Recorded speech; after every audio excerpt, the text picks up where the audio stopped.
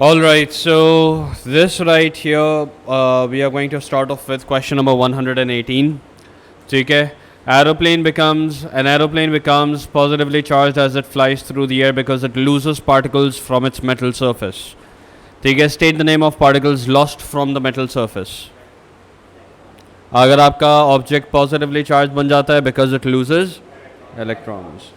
Alright, so because it loses electrons. ठीक है. अच्छा, the tires of aeroplane are made of electrical conductor. Explain what happens to the charge on the aeroplane when it lands. बेटा copies निकालो, लिखना शुरू करो जल्दी. Why don't you have your copies out? Copies निकालो बेटा जल्दी. So the tires of an aeroplane are made from an electrical conductor. Explain what happens to the charge on the aeroplane when it lands. सही है तो? नहीं, friction तो वो तो ऑलरेडी था ना जब वो एटमॉस्फेयर में था. Electrons flow up and cancel out the positive charge on the aeroplane's extent. Yeah. So electrons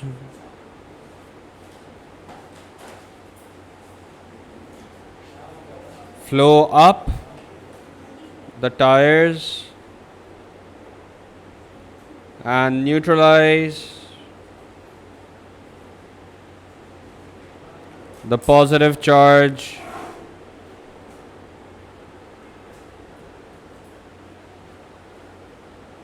on the airplane.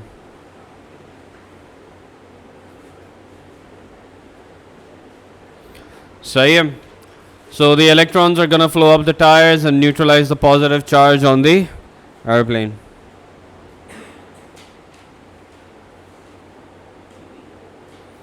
So we have the marking scheme over here. ठीक है. Electrons और फिर आपके पास दो marks जो हैं. Neutralized charge becomes 0, loses all charge, charge goes to earth. Electron moves to plane, tire from ground, earth, 0 potential, surface, land. So electrons move to plane from the ground. इसके ऊपर आपके पास दूसरा mark है essentially.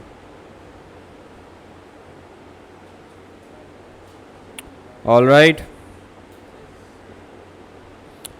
Then we've got suggest why it is necessary to keep an airplane connected electrically to earth during refueling. नहीं, spark से पहले क्या होगा? स्पार्क से पहले ये होगा कि रिफ्यूलिंग के दौरान देयर इज चार्ज और there is friction between what the fuel pump and the fuel flowing inside the pump. तो अब let's say for example airplane जो है अगर उसके ऊपर कोई चार्ज है या कोई चार्ज डेवलप हो जाता है, we need to make sure that the charge is immediately neutralised, because if it's not immediately neutralised तो it can cause a spark. सही है. तो अगेन इन दैट केस अगर हम मार्किंग स्कीम पे जाके देखें तो प्लेन टैंक फ्यूल बिकम्स और इज चार्ज और charge builds up in some way और stage neutral uncharge, conducts charge away, avoid sparks to prevent explosion. सही है. तो that's exactly what we discussed कि इट्स नॉट ओनली अबाउट के explosion होगा, but explosion से पहले जो है वो भी डिफाइन करना ज़रूरी है कि we need to keep it electrically earthed. Why? Because if charge develops on the airplane,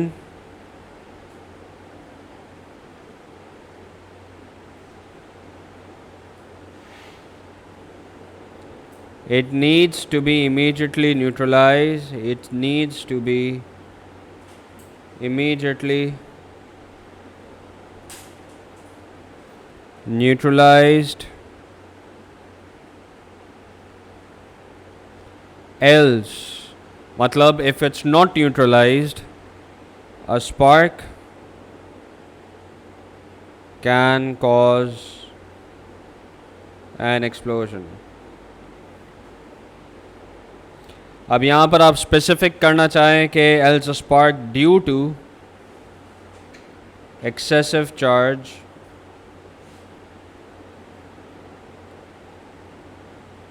can cause an explosion, not explosive.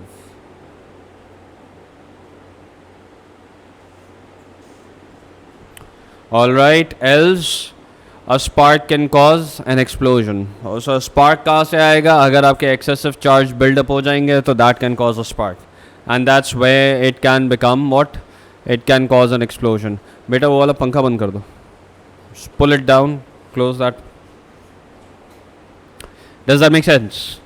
So this right here was what? ये आपका page number 118 था. All right. Then you've got page 119. Page 119 says what? A compass needle is a small magnet free to rotate.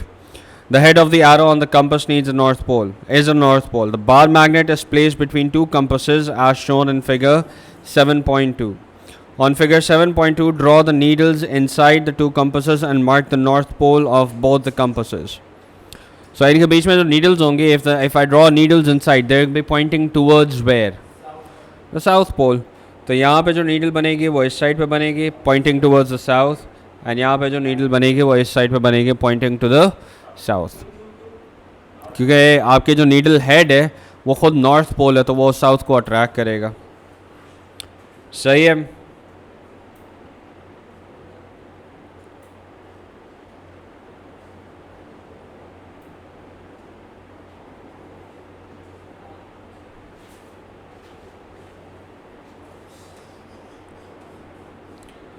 Alright, both arrows pointed inward, both arrows extended must pass through the base of the bar magnet, north marked on both needles nearest south pole. So again, that's the idea. दो mark for the two arrows. अच्छा, bar magnet is placed, वो हमने कर लिया. Figure 7.3 shows the structure of a relay. Alright. Now what's a relay switch? A relay switch is an electromagnetic, is a magnetic switch. Not electromagnetic, it's a magnetic switch. ठीक है. तो what's going to happen? Relay switch के अंदर क्या होता है? Relay switch में simple से ये होता है कि यार आप एक दो सर्किट्स होते हैं. So you have a primary circuit with the solenoid. So you call this the primary circuit. या आप इसको कोई और नाम दे दें, circuit A, circuit B, X, Y, P, Q, कोई भी नाम दे दें. Circuit 1, circuit 2, whatever you want to name it. And this right here is the secondary circuit, जो कि आगे किसी बड़ी मशीन के साथ जो है वो क्या होगा? कनेक्टेड होगा. अब हमें नहीं पता कि ये किस चीज़ के साथ कनेक्टेड है, but essentially what's going to happen is कि अगर आप प्राइमरी की स्विच क्लोज करेंगे, if you close the primary switch, what's going to happen? Current is going to start flowing through the solenoid. Solenoid जो है वो जब उसके थ्रू करंट पास होगा तो what is it going to become? It's going to become an electromagnet. Not only a magnet, it's going to become an electromagnet. And that electromagnet is going to attract the soft iron, जो कि soft iron जो है वो towards the left move करेगा, क्योंकि वो pivoted है यहाँ पे. तो अगर नीचे वाला हिस्सा लेफ्ट मूव करेगा तो ये साइड वाला हिस्सा जो है वो कहाँ मूव करेगा? It's going to move upwards, and it's going to close the electrical contacts starting the or closing the secondary circuit, और फिर secondary circuit में आपके पास जो भी चीज़ connected है वो चलना शुरू हो जाएगी. Usually this happens कि भाई when it's too dangerous to start a circuit, क्यों? क्योंकि वो बहुत ही एक high amp पे circuit हो तो उसको start करना जो है वो dangerous हो सकता है. So that's why we have this right here. अगर एक dangerous circuit है जिसको हम manually खुद start ना करना चाहें, मतलब जैसे गाड़ी है, गाड़ी के अंदर जो आपकी बैटरी लगी होती है वो रिले से चलती है. आपकी बैटरी जो अंदर लगी होती है जब आपका इंजन चलता है तो उसको समझो कि वो एक सर्किट है, but it's a very high ampere circuit. तो हम उसको डायरेक्टली स्टार्ट नहीं करते, हम यहाँ से एक स्विच ऑन करते हैं जो कि एसेंशियली क्या होता है? एक प्राइमरी सर्किट होता है. वो आप ऑन करते हो, अंदर से बहुत ही ज़्यादा करंट जो है वो पहुँचता है इंजन को रोटेट करता है. स्पार्क प्लग्स हैं, they cause explosion, and that's how your engine essentially starts. ठीक है. So explain how closing the switch causes the contacts to close. कितने मार्क का सवाल है ये देखना. कोई भी क्वेश्चन सॉल्व करने से पहले इंपॉर्टेंट होता है कि आप देखें कि कौन से मार्क्स, कितने मार्क्स का सवाल है. So essentially explain how closing the switch causes the contacts to close. We are talking about these contacts. All right, ये कैसे क्लोज होंगे? The idea is very simple कि as your current passes through or flows through the solenoid, it attracts the soft iron core. The soft iron core, अब यहाँ पे you can mark the area, या आप लिखेंगे the soft iron core moves closer to the solenoid. The soft iron core moves closer to the solenoid, and the top part of the soft iron moves up, and that closes the contacts. सही है. आप इसको कह सकते हो कि यार ये बॉटम पार्ट है और ये टॉप पार्ट है. ऑलराइट, तो आप कहेंगे that the bottom part moves towards the left, moving the top part upwards and closing the contact. ठीक है. सो current in solenoid, yes, attracts, नहीं बल्कि इसको इस तरह से नहीं लिखे, पहले पूरा लिखे.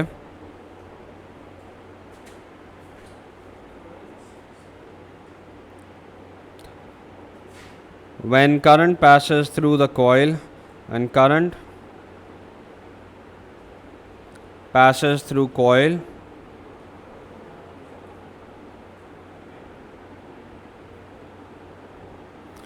when current passes through the coil,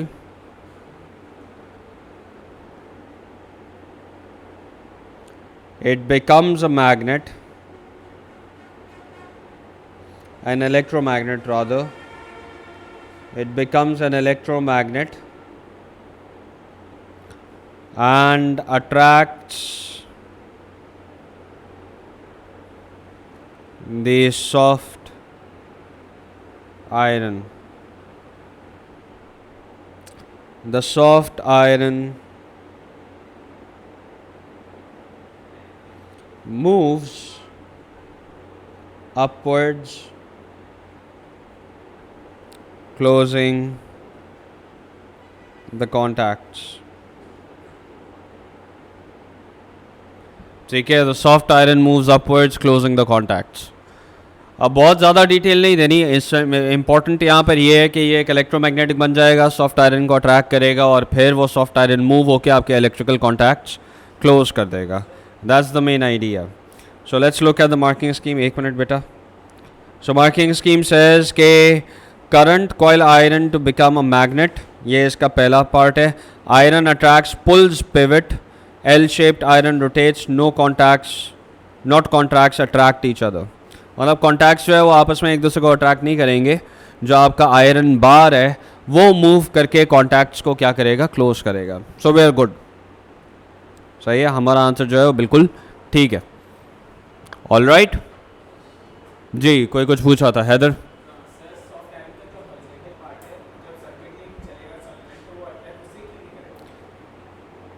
वो इसको अट्रैक्ट क्यों नहीं करेगा? Interesting question. Now the magnetic field inside the solenoid is comparatively very strong than the magnetic field outside the solenoid. मतलब यहाँ पे जो immediately magnetic field होगी ये बहुत strong होगी. तो ये attract कह सकते हो कि हाँ ठीक है ये attract होगा, but इसकी attraction बहुत कम होगी. यहाँ पे जो attraction होगी बहुत strong होगी. So this part right here, let's say this right here is the bottom part, that's going to move inwards. And because it moves inwards, ये वाला पार्ट अपवर्ड्स मूव होगा और कॉन्टैक्ट्स क्लोज हो जाएंगे. Does that make sense? क्योंकि pivoted है ना. हाँ, मीन्स ये माइक है. अगर मैं इसको यहाँ से नीचे पुश करूँगा तो ये कहाँ जाएगा? क्यों जाएगा? राइट, ये कहानी है. Now part C. Figure 7.4 is a circuit that includes a relay. आपके पास ये एक रिले है, आपके पास कोयल है. सर्किट सी जो है वो जाहिर सी बात है किसके साथ कनेक्टेड होगा? लैम्प के साथ कनेक्टेड होगा. Maybe I am wrong, maybe, but this is what it does.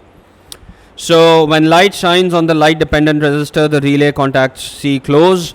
State what happens to the resistance of the LDR when light falls on it. Thermistor और LDR का मैंने आपको बताया था. LDR क्या होता है? It's a light dependent resistor. Thermistor and light dependent resistor में जो फिजिकल क्वांटिटी के साथ जो भी होगा रेजिस्टेंस के साथ उसका उल्टा होगा. थर्मिस्टर एंड LDR के अंदर रेजिस्टर के साथ, सॉरी, फिजिकल क्वांटिटी के साथ जो भी होगा resistance will go in the opposite direction. LDR किस पे डिपेंड करता है? लाइट डिपेंडेंट रेजिस्टर है, means it depends on the brightness. It depends on the brightness of its surroundings. If the surroundings are very bright, मतलब अगर आप brightness बढ़ा देंगे तो रेजिस्टेंस क्या हो जाना चाहिए, जो भी फिजिकल क्वांटिटी के साथ होगा it's going to become opposite. Brightness increase होगी, रेजिस्टेंस क्या हो जाएगा, कम हो जाएगा.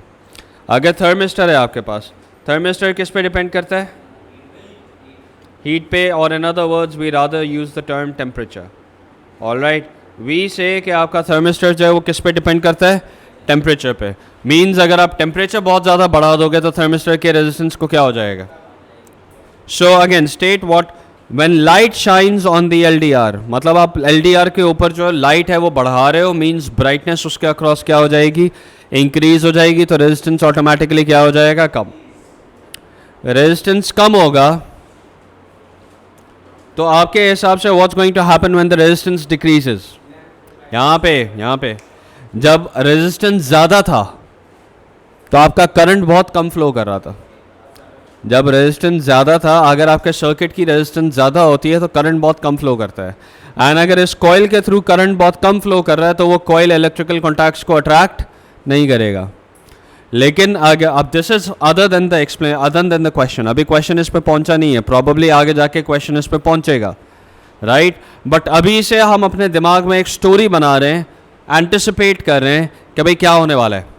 क्वेश्चन कह रहा है ब्राइटनेस आपने बढ़ा दी, आपने लाइट शाइन करी LDR के ऊपर, तो उससे होगा क्या, उससे होगा ये कि this relay right here, current निकलेगा, LDR का रेजिस्टेंस अब क्योंकि कम है, more current is gonna pass through on towards the coil. Coil जो है वो उसकी मैग्नेटिक फील्ड स्ट्रांग हो जाएगी, मैग्नेटिक फील्ड स्ट्रांग होगी, it's going to close the contact C, and when it closes the contact C, current start flowing through the lamp and lamp जल जाएगा. Does that make sense? ये बात समझ में आई? सही है. So that's what we are anticipating is going to happen. We're not sure if the question is going to go in that direction or not yet, but that ये हमारे जहन में जो है वो पूरा एक सिनेरियो चलना शुरू हो जाएगा कि अच्छा ठीक है, लाइट शाइन अगर हो भी रही है तो why does that matter? What's happening if the light shines? Yes. So if light shines, what's going to happen? LDR का रेजिस्टेंस कम हो जाएगा, सर्किट का करंट जो है वो इंक्रीज हो जाएगा, मोर current passes through the coil, it becomes a stronger electromagnet, attracts the switch C, and switch C को क्लोज करके आपका जो सेकेंडरी सर्किट है उसको ऑन कर देगा. ठीक है. Now state what happens to the resistance of the LDR when light shines on it or when light falls on it. आप सिर्फ एक वर्ड में इसको डिस्क्राइब करोगे. Again be very precise with your answers. What happens to the resistance, decreases. So this is 120. सो वैसे question number 119 था, question number 119 था, बट ये कंटिन्यू हो रहा है on towards question number, page number 120.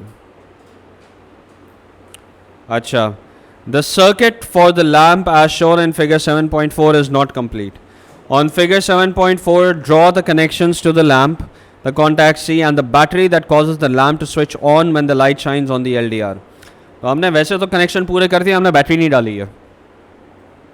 So might wanna put down a battery as well. All right. तो आप यहाँ पर जो है वो एक बैटरी लगा दें. सही है. So you put a battery over here somewhere. Battery में आपको दो सेल्स शो करने होंगे. एक सेल जो है वो बैटरी नहीं बनता.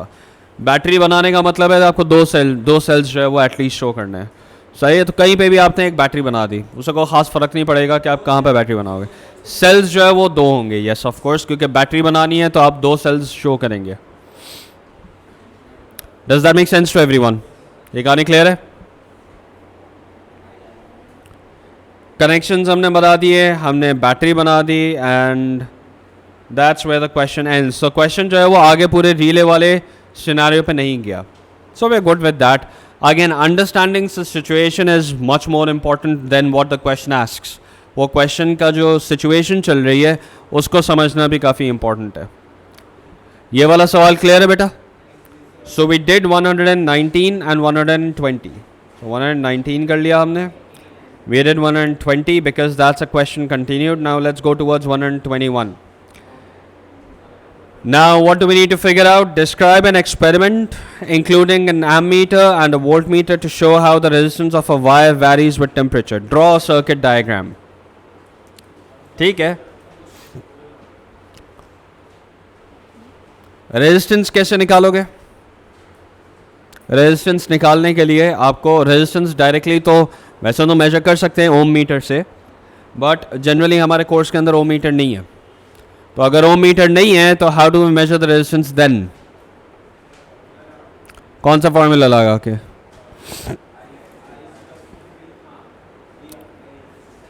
V is equals to IR, or in other words we are going to say that R is equals to V upon I. So yeah, that's how we are going to figure out the 121 है. Yes, that's how we are going to determine the resistance. मतलब resistance निकालने के लिए हमें दो और quantities पता होनी चाहिए. We need to know what the potential difference is. We need to know what the current is. Potential difference निकालने के लिए आपको क्या कनेक्ट करना पड़ेगा? Voltmeter. Current measure करने के लिए आपको क्या निकालना पड़ेगा? Ammeter. All right, so to measure the potential difference you need the voltmeter, to measure current you need the ammeter. So we have, of course, किसी भी बैटरी के लिए हमने एक सर्किट के बारे में नोट्स के अंदर डिस्कस किया था कि for any circuit you need three things. Number one, you need an EMF source. All right, so you need a source. तो आपने एक बैटरी बना दी, ठीक है. स्विच की यहाँ पे आपको एज सच कोई ख़ास ज़रूरत नहीं है, बट बना लें, दैट्स फाइन. स्विच जो है वो हमेशा पॉजिटिव से स्टार्ट होगा, तो पहले आपका करंट जो है वो स्विच के थ्रू जाएगा, and then it passes all the way to let's say for example तो वायर. तो वायर को जो है आप कुछ डिफरेंट बनाएंगे. ऑलराइट, सो वायर को जो है हम इस तरह से जिगजैग करके एक बना देते हैं कि भाई ये वो वायर है जिसका हम रेजिस्टेंस मेजर कर रहे हैं. ऑलराइट, तो try to differentiate between the wire and the connecting wires, क्योंकि दोनों वायर हैं. तो कैसे पता लगेगा कि आप कनेक्टिंग वायर का रेजिस्टेंस निकाल रहे हैं या किसी और का रेजिस्टेंस निकाल रहे हैं? So good idea to do that. और फिर यहाँ से आपने इसको बैटरी में वापस कनेक्ट कर दिया. But again there are two more things missing. Number one is what? Potential difference चाहिए. तो यस, एममीटर. चलो पहले एममीटर बना लेते हैं. तो एममीटर आपका कहाँ पे बनेगा? The ammeter is going to be in series. Ammeter हमेशा क्या होता है? It's in series. तो आपने एममीटर बना दिया. पोटेंशियल डिफरेंस मेजर करने के लिए वोल्टमीटर चाहिए होता है. वोल्टमीटर हमेशा किस में होता है? पैरेलल में होता है. तो आपने यहाँ पे वोल्टमीटर लगा दिया. Voltmeter is in parallel. Voltmeter आप सीरीज में नहीं लगा सकते. रीजन बीइंग एममीटर का रेजिस्टेंस बहुत कम होता है. It takes almost negligible amount of potential difference from the circuit. Voltmeter का रेजिस्टेंस बहुत हाई होता है. अगर उसको सीरीज में लगा दोगे करंट फ्लो ही नहीं होने देगा, इतना ज़्यादा उसका रेजिस्टेंस होता है. तो इस वजह से हम पैरेलल में लगाते हैं ताकि ओवरऑल रेजिस्टेंस के ऊपर कोई इफेक्ट ना आए. ठीक है. And because the current takes the path of least resistance, अगर आपका वोल्टमीटर का रेजिस्टेंस बहुत हाई होगा तो an negligible amount of current is gonna flow through the voltmeter. Alright, does that make sense to everyone? हाँ,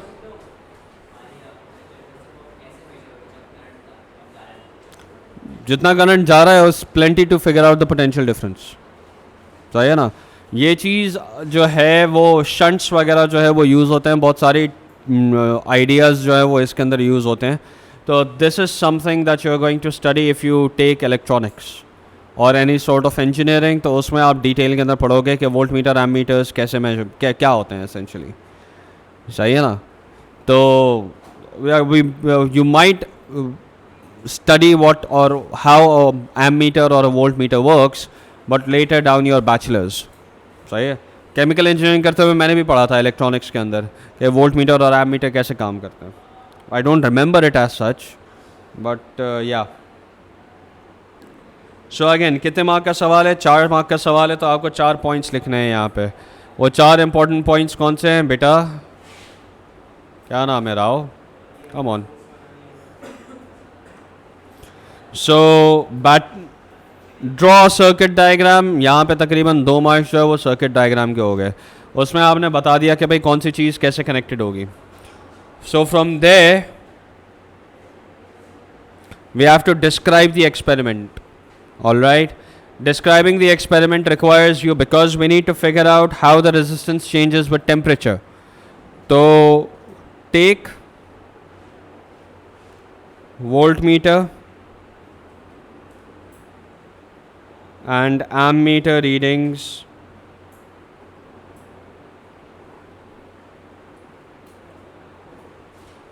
at various temperatures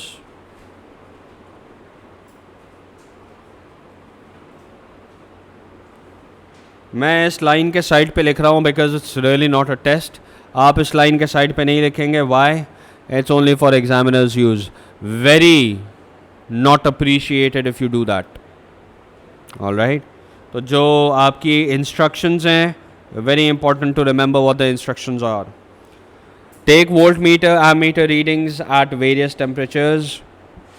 Use formula R is equals to V upon I to calculate resistance. ठीक है. फिर आप कह सकते हो draw a graph or a table or whatever. Graph या table, whatever works for you, whatever works for your experiment, you can do that. But this is what I will do.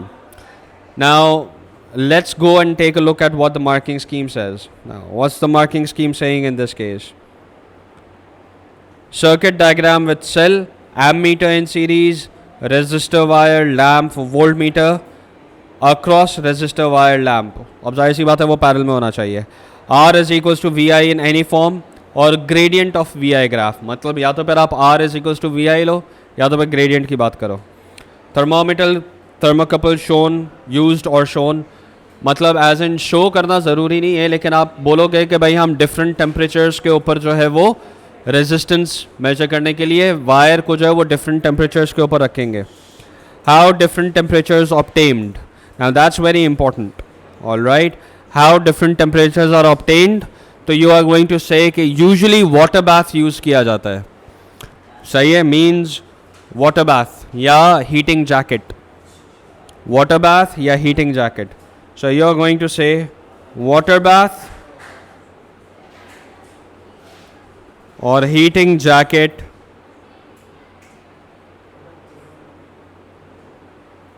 used to control temperature. ठीक है. And that completes our answer. Does that make sense? सही है.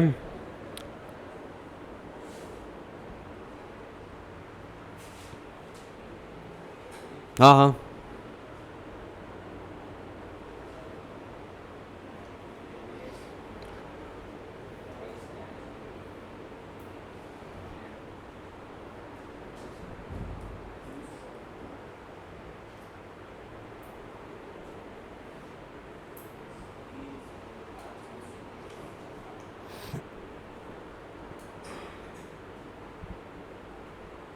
Done.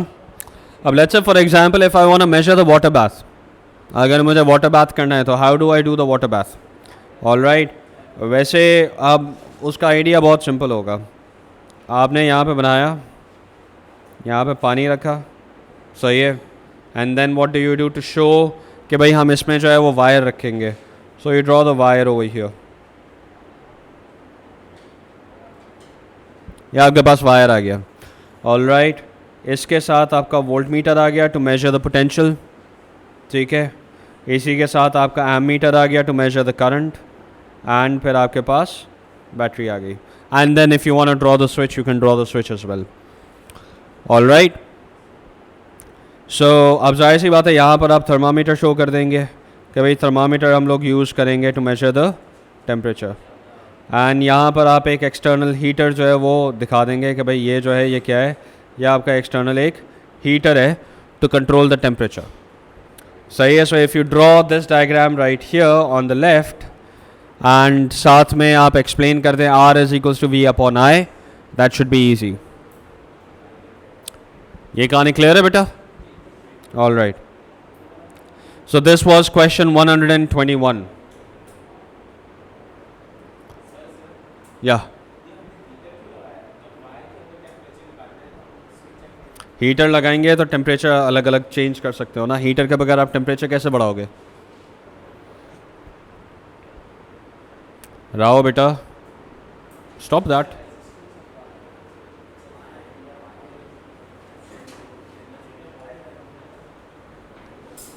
Physics का काम पूरा है, physics का काम पूरा है।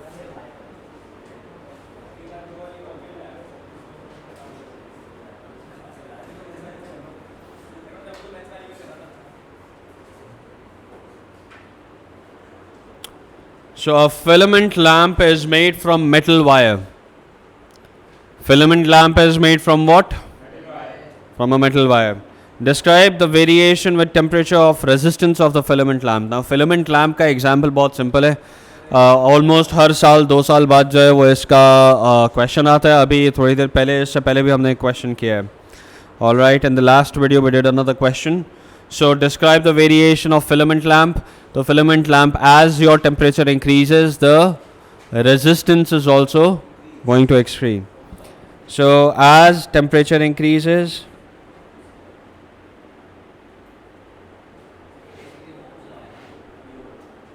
nahin, it's a non-ohmic conductor. As temperature increases, resistance also increases. ठीक है जी.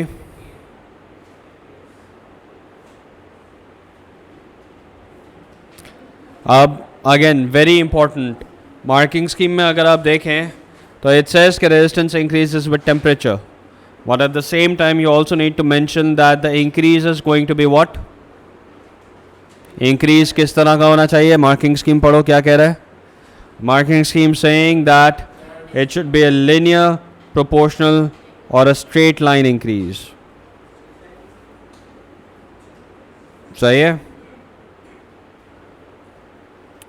So this right here, because it's a metal wire, the increase is going to be linear. Increases linearly. All right? That's what you want to do.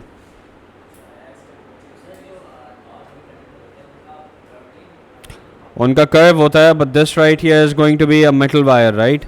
Metals जो हैं वो ohmic conductors होते हैं. सही है? अच्छा, अब जाहिर सी बात है, because it's a straight line increase, तो resistance increases with temperature approximately linear. Curved line starting at origin, correct curvature from origin with decreasing gradient, allow zero gradient, non-negative gradient. Now very simple, आपके पास current और potential difference का graph है. Again इससे पहले वाले question में हमने ये चीज़ पढ़ी थी कि sketch a graph of variation of current in the filament against the potential difference across it. तो पोटेंशियल डिफरेंस और करंट का जो ग्राफ है, एक तो रेजिस्टेंस का टेम्परेचर के साथ ग्राफ होगा, वो स्ट्रेट लाइन है. मेरे ख्याल में आप पोटेंशियल और करंट की बात कर रहे थे. जो कर्व है वो पोटेंशियल और करंट का ग्राफ है. रेजिस्टेंस और टेम्परेचर तो लिनियरली इंक्रीज करेंगे, पोटेंशियल और करंट का ग्राफ जो है वो रहेगा कर्व. ऑलराइट, हमने अभी अगेन इससे पहले वाले क्वेश्चन में ये चीज़ ऑलरेडी डिस्कस कर चुके हैं कि if you have a V I graph, resistance increase कर रहा है. सही है? रेजिस्टेंस इंक्रीज कर रहा है मीन्स व्हाट? रेजिस्टेंस इंक्रीज कर रहा है विद टेम्परेचर, तो आपका gradient on the V I graph should increase like this. So your curve should be having an increasing gradient, but यहाँ पे current is on the y-axis and potential difference is on the x-axis. So if your axes are switched, तो in that case आपका gradient जो है वो भी क्या हो जाएगा? switch हो जाएगा. gradient बढ़ने के बजाय क्या हो जाएगा? decrease होना शुरू हो जाएगा. So now again it's going to start at origin and the gradient is going to start decreasing over here. Does that make sense to everyone? सही है? So again ये जो लिनियर या प्रोपोर्शनल इंक्रीज है, it's got nothing to do with the increase of potential difference and current. ठीक है? Resistance temperature के साथ लिनियरली इंक्रीज करेगा, वो अपनी जगह पे, बट यहाँ पे जो पोटेंशियल डिफरेंस और करंट का जो ग्राफ होगा वो लिनियर नहीं होगा. सही है? So that's essentially the idea. Is this clear?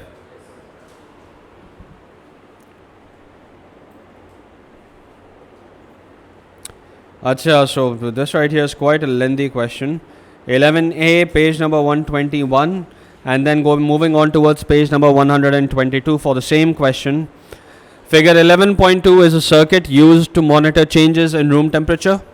All right. A thermistor is connected in series with 6 volt and a 2000 ohm resistor.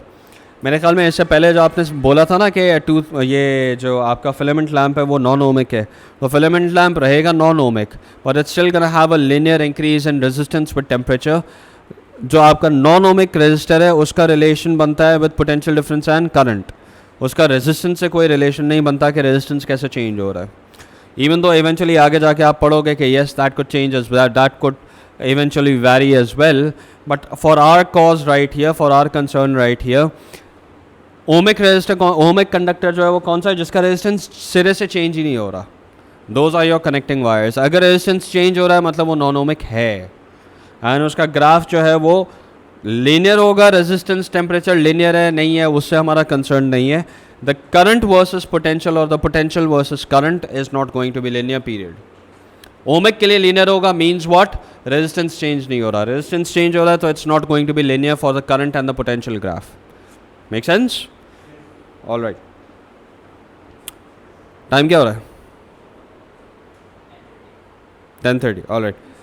So figure 11.2 is a circuit used to monitor changes in room temperature. All right. Room temperature मतलब ये एक temperature monitoring gauge है और या temperature alarm है या कुछ इस तरह की चीज़ है. A thermistor is connected in series with a 6 volt battery and a 2000 ohm resistor. The temperature of the room increases. State explain what happens. Thermistor वाली कहानी अभी मैंने explain की थी. What happens if the temperature increases? Physical quantity अगर increase हो रही है तो resistance automatically क्या होगा? Decrease होगा. तो reading on ammeter. State and explain what happens to reading on.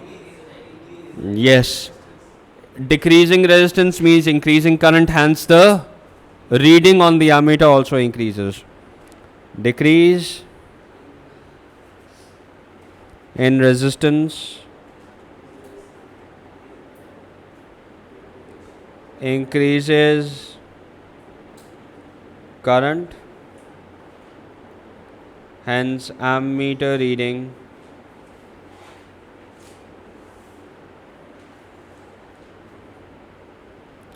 increases.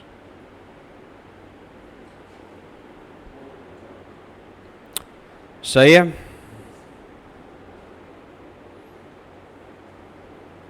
तो यहाँ पे भी यही कह रहा है C part 1, in current increases thermistor resistance decreases. तो आपको ये बताना है कि करंट इंक्रीज हो रहा है, बट क्यों?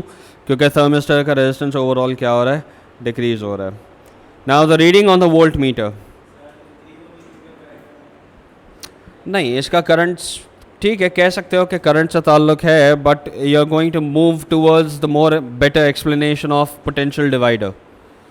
सही है कि if thermistor resistance across the thermistor decreases तो होगा क्या? अगर आपके पास दो रेजिस्टर्स हैं सीरीज़ के अंदर हैं, ज़्यादा रेजिस्टेंस वाला सीरीज़ में है अगर जो है वो ज़्यादा पोटेंशियल खा जाएगा. So the resistor with more resistance is going to take more potential. अगर थर्मिस्टर और ये 2000 ओम सीरीज़ के अंदर है तो if the thermistor's resistance decreases, more potential left for what? More potential is left for the 2000 ohm resistor. सही है. तो पोटेंशियल डिवाइड जो है वो प्रोपोर्शनल होता है. जिसका ज़्यादा रेजिस्टेंस होगा उसके अक्रॉस ज़्यादा पोटेंशियल होगा. So as the thermistor's reading decreases या as the thermistor's resistance decreases, आप कह सकते हो कि करंट इंक्रीज होने की वजह से 2000 के अक्रॉस पोटेंशियल इंक्रीज हो रहा है. आप पोटेंशियल डिवाइडर की एक्सप्लेनेशन भी यूज़ कर सकते हो कि as the potential across thermistor, as the resistance across the thermistor decreases, its potential decreases, hence potential across the 2000 ohm will increase. Marking scheme देखते हैं क्या कहती है. Marking scheme says voltmeter reading increases, greater fraction of voltage across resistor or potential divider equation explained. ये exactly वही वाली चीज़ कह रहा है. एंड फिर उसके बाद जो हमजा हैदर कह रहे थे वो भी लिखा हुआ है. और सो पोटेंशियल डिवाइडर वाली एक्सप्लेनेशन और द करंट इंक्रीजिंग वाली एक्सप्लेनेशन दोनों एक्सेप्टेबल है यहाँ पे. Any other explanation that make sense would also be acceptable. सही है. सो यहाँ पे what are we going to write as resistance across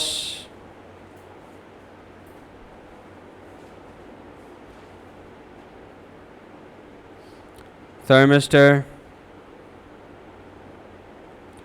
decreases,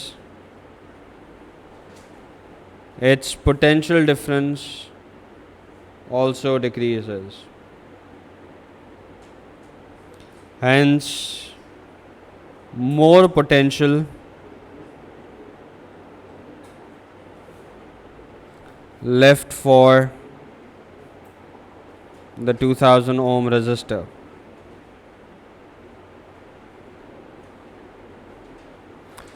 अच्छा, नाउ आपके हिसाब से यार ये आंसर लिखने पे मुझे पूरे मार्क्स मिलेंगे?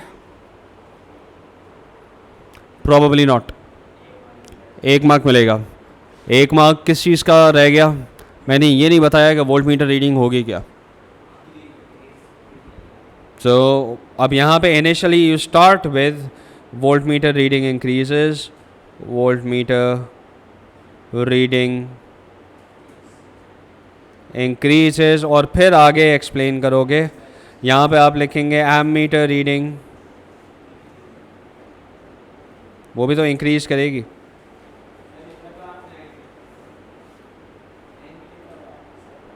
अच्छा, मैंने एंड में लिख दिया. हाँ ठीक है. तो यहाँ पे इतना बड़ा प्रॉब्लम नहीं है, लेकिन नीचे हमने ये स्पेसिफाई तो क्या है कि 2000 ओम के अक्रॉस पोटेंशियल इंक्रीज करेगा, but we haven't said specified कि what's going to happen to the voltmeter reading. तो you need to do that. सही है. At a certain temperature the reading on the voltmeter is 3.8 volts. Calculate the resistance of the thermistor at this temperature. भाई 6 volt में से 3.8 volts तो इसको मिल गए, तो थर्मिस्टर को कितने मिलेंगे? जो 6 वोल्ट्स में से रिमेनिंग 2.2 वोल्ट्स होंगे वो किसको मिलेंगे? वो थर्मिस्टर को मिलेंगे. सही है. तो आप शो करोगे ये. This is something that you are going to write कि 6 minus 3.8 is equals to 2.2 volts across the thermistor.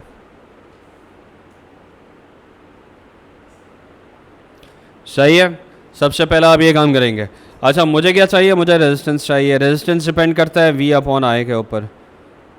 मुझे V पता है, मुझे V पता है 2.2. मुझे I पता है नहीं, 6 तो वोल्ट्स है. Do I know I? नहीं, मुझे नहीं पता. सो मैं 2000 ओम को यूज़ करके एटलीस्ट I फिगर आउट कर सकता हूँ कि यार जो 2000 ओम्स के अक्रॉस करंट है वो कितना है.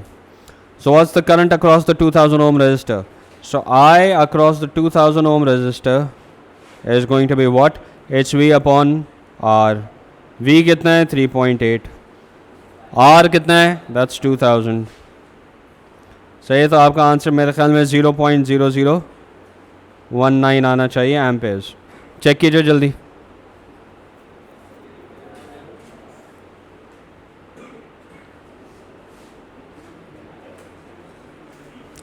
जल्दी बेटा.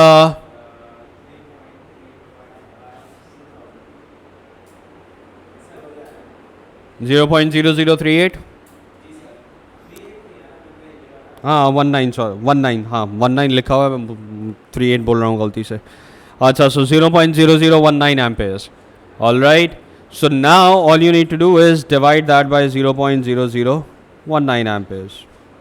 ये वोल्ट्स है. कितनी वैल्यू आ रही है बताइए? It's 2.2 divided by 0.0019.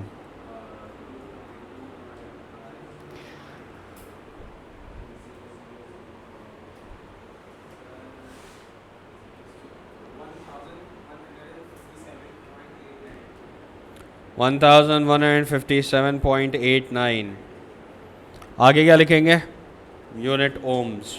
क्या ये आंसर लिखने पर मार्क्स मिलेंगे? नहीं, 1 मार्क कट जाएगा automatically. Why? Because your answer is not to the correct number of significant figures. यहाँ पे 3.8 लिखा हुआ है. कितने सिग्निफिकेंट फिगर्स हुए? 2. You are going to either write 1200 ohms or you are going to write 1160 ohms. क्योंकि 2 या 3 सिग्निफिकेंट फिगर्स के ऊपर एक्सेप्टेबल होता है आपका आंसर. ठीक है, let's look at the marking scheme.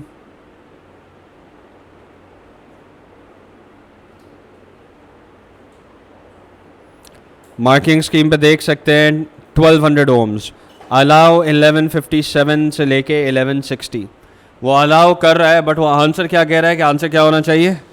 1200 ohms. So always remember you answer according to the significant figures used by the question. अगर क्वेश्चन 2 SF यूज़ कर रहा है, आपका आंसर 2 SF होना चाहिए. अगर क्वेश्चन जो है वो 3 SF यूज़ कर रहा है, आपका आंसर 3 SF होना चाहिए. सही है? तो that's what you are going to follow. Everyone agrees with this? ये बात क्लियर है सबको? ठीक है. So let's keep it till here for today. All right.